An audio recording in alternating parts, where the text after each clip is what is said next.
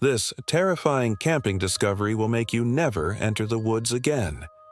One of the scariest things that can happen to you is coming face to face with a wild animal. And I've seen it happen far too many times for my liking. It happened to my best friend. He was backpacking in the Beartooth Wilderness in the early 2000s with a good friend of ours. They had been hiking for days and decided to make camp beside a beautiful lake. As they were setting up their tent, they saw a mama bear and her two cubs looking at them from the safety of the trees. They figured she'd just come to investigate, but then she did something unexpected. The bear picked up the scent of their food and charged at them. My friend grabbed a nearby stick and charged at the bear as well. Luckily, the bear changed her course and ran into the trees. The hikers then unzipped their tent and crawled inside for safety. But they had forgotten one crucial piece of advice. Never store your food inside your tent. If the bear can't get to your food, she won't be interested in coming back. And they learned that the hard way. The tent was ripped to shreds and the food was gone in a matter of minutes. Well, a few weeks ago, I was reminded of that unfortunate camping story by something I found in my backyard.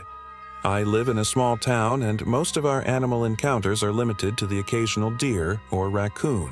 But when I moved into my house 5 years ago, there was a large black bear that was known to frequent the area. She was huge, over 600 pounds, and she was smart enough to know exactly where to find the bird feeders. Over the years, I've put up dozens of bird feeders and not one has survived a single season. I've considered putting up cameras to try to catch the culprit, but they're expensive and I'm cheap.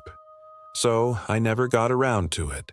Well, last month my wife bought a brand new bird feeder, one that hangs from a wire and can be raised and lowered.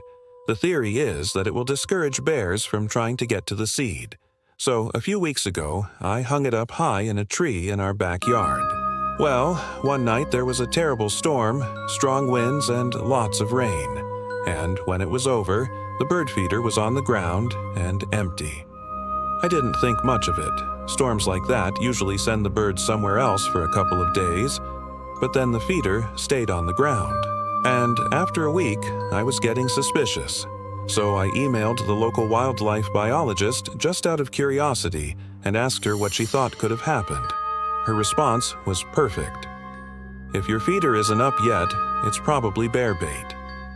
So I pulled out my phone and went to Google to look for signs of bears in my yard.